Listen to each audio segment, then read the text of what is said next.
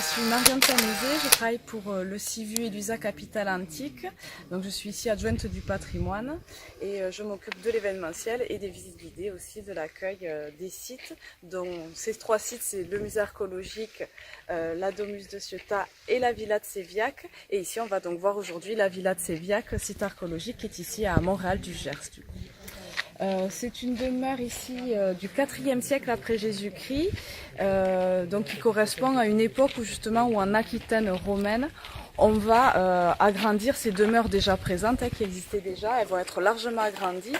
Ici, on est quand même passé d'une première demeure de 2500 m² à une demeure de 6500 m² au IVe siècle. Donc voilà, ça reste des demeures aristocratiques réservées évidemment aux élites, aux personnes riches. Et ici, c'est ce dont on a un bel exemple ici à la Villa de Séviac. À l'époque, donc ces demeures, elles sont associées en fait à une exploitation agricole qui fait la richesse du propriétaire. Donc aujourd'hui, seule la demeure a été fouillée, mais c'est vrai qu'il y avait une exploitation agricole autour et des bâtiments agricoles liés à cette villa qu'aujourd'hui n'ont pas été foncièrement fouillés. À l'époque, donc l'ensemble de l'exploitation était ceinturé et on avait une entrée avec porte cochère ici qui permettait l'accès à l'exploitation tout court. Et ici, l'entrée officielle de la villa se faisait, de la demeure à proprement dit, se faisait ici par ce qu'on appelle un double vestibule. Et ensuite, l'aménagement de cette demeure autour d'un grand jardin à ciel ouvert. Alors l'avantage évidemment des demeures aussi grandes, c'est quand même de pouvoir aussi aménager des espaces d'été, des espaces d'hiver. On a des espaces réservés aux domestiques, des espaces réservés à la famille, à ses invités. Le fait aussi de demeures aussi imposantes, mais le but aussi du propriétaire est quand même de montrer sa richesse. Donc la maison a aussi un rôle ostentatoire, elle montre aussi, elle met en avant le pouvoir que possède tout simplement le propriétaire de la demeure. La Villa de Séviac, entre autres, évidemment, aujourd'hui, ce qu'il y a de plus visible, ce sont les mosaïques antiques encore largement répandues. Donc, il reste aujourd'hui 625 m² de mosaïques encore visibles. On estime que du temps de l'Antiquité, il y en avait 1600 m². Donc aujourd'hui, ces 625 m² de mosaïques ont sensiblement été réalisés par une même corporation de mosaïstes qui a œuvré ici sensiblement pendant plusieurs années, peut-être 5 à 6 ans sur place. Et donc des mosaïques qui s'apparentent particulièrement à ce qu'on appelle l'école d'Aquitaine.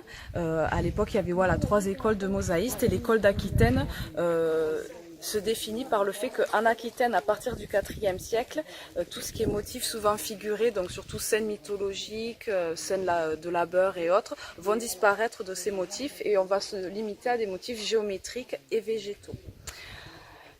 Cela dit, c'est sûrement une demande des propriétaires à proprement dit, c'est eux qui choisissaient leurs motifs. Et donc si sensiblement il y a eu dans cette Aquitaine romaine cet engouement autour du motif géométrique et végétal, c'est sûrement aussi une mode qui a pris dans ce coin géographique de l'Empire romain où les mosaïstes ont dû se limiter quelque part à ces motifs géométriques. Donc ici, on se resitue dans le vestibule, donc l'entrée de la demeure, qui à l'époque était assez monumentale. Il y avait des portes en bois, sensiblement peut-être de 2 mètres de haut.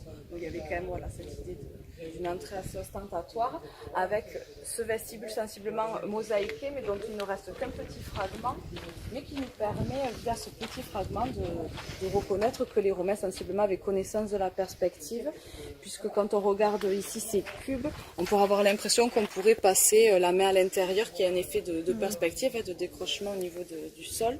Et d'ailleurs, en ayant ce motif à foison à répéter sur l'ensemble du vestibule, ça pouvait créer un effet de détachement, un petit peu de profondeur sous les pieds quand on arrivait ici. Et donc on accédait ensuite à ce fameux couloir de circulation au jardin à ciel ouvert, donc typique né au cours de la civilisation grecque, où l'idée finalement se replie vraiment dans la demeure autour de ce jardin. Les ouvertures sur l'extérieur sont très rares pour éviter justement que toute personne mal intentionnée ne puisse pénétrer dans ces maisons. Et donc vraiment on est quelque part, on vit autour de ce jardin central. L'idée aussi dans ces demeures aristocratiques, c'est de pouvoir vivre en en autarcie, fait en tout cas jamais avoir besoin foncièrement d'aller à la ville, d'aller chercher quoi que ce soit. Le nombre de domestiques assez imposant fait que nécessairement on a tout sur place normalement pour survivre à ses besoins. Donc évidemment l'exploitation agricole apporte la nourriture nécessaire.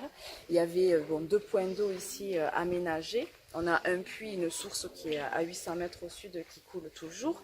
Et évidemment, après, tout ce qui était lié après au travail de chaque domestique. Donc sûrement une salle pour tisser, pour le tissage, pardon, et donc tisser tissus et autres, peut-être un coin ferronnerie, etc. Donc voilà, la cuisine et autres. Mais l'idée est vraiment d'être en autosuffisance sur place et de ne pas avoir à se déplacer. Il n'y a que le surplus de l'exploitation qui n'est pas consommé, qui est revendu à des marchands qui passaient devant et qui allaient revendre ça sur les étals des marchés de la cité antique des Musailles.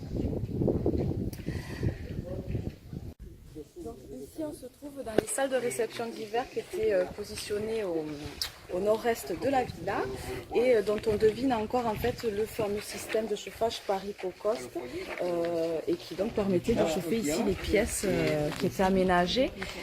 Donc ce chauffage est très ancien, souvent prétendu en tout cas d'origine grecque, puisque c'est chez les Grecs que les Romains sont allés l'emprunter pour l'emmener ici, mais sensiblement il est beaucoup plus ancien, il daterait du XVIe siècle avant Jésus-Christ, donc autour des 1600 en Indonésie. On pratiquait ce système pour chauffer et donc sûrement qu'Alexandre le Grand, ayant voulu conquérir ces régions, l'Asie, au IVe siècle avant Jésus-Christ, réintroduit ce principe tout simplement au sein de la civilisation grecque et ensuite répandu au sein de la civilisation romaine. Donc le système à l'époque fonctionnait grâce à de l'air chaud en fait. C'est la fumée chaude d'un foyer qui va circuler dans le sous-sol et chauffer l'argile qui compose en grande partie le sous-sol aménagé. On a d'autres exemples beaucoup plus remarquables sur lesquels je reviendrai, parce qu'ici on ne peut pas vraiment expliquer. L'ensemble ici de ces salles de réception était donc mosaïqué, avec le reste quelques petits fragments. Donc ici on a beaucoup de corbeilles de fruits, d'arbres fruitiers et autres représentés. Et voici, donc là on a une sorte de corbeille de fruits mais dans un coquillage. On a les grappes de raisin, feuilles de raisin, peut-être ce qu'on appelle un cédrat et un citron à côté, et avec tout ce décor de feuilles de laurier en fond.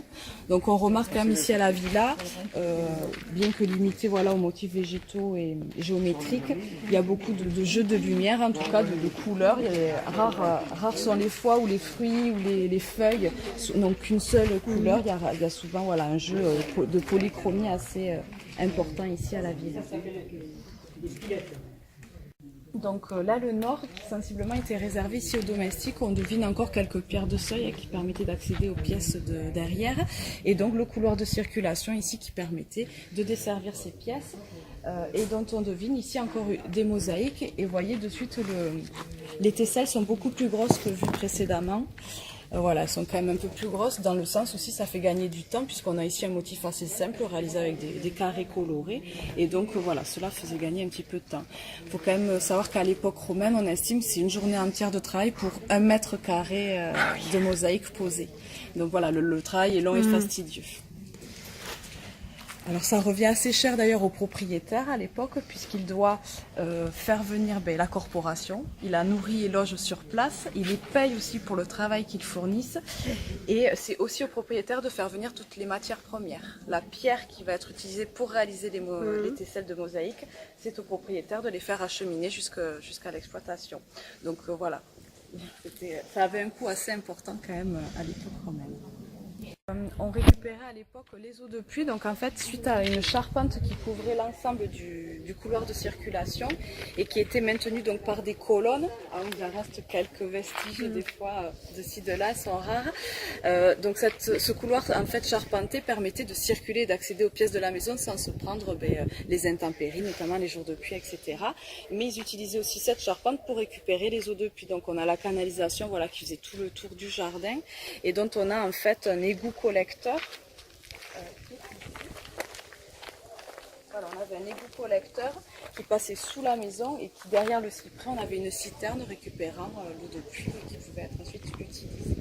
Alors l'eau de pluie n'était pas utilisée sous forme d'eau potable, on s'en servait pour arroser évidemment le jardin et d'autres choses, alimenter éventuellement les canalisations de la maison, mais c'est pas dans l'idée de boire cette eau évidemment, on avait un puits et de l'eau de source à proximité, donc voilà, on prenait plutôt l'eau potable à ces endroits-là.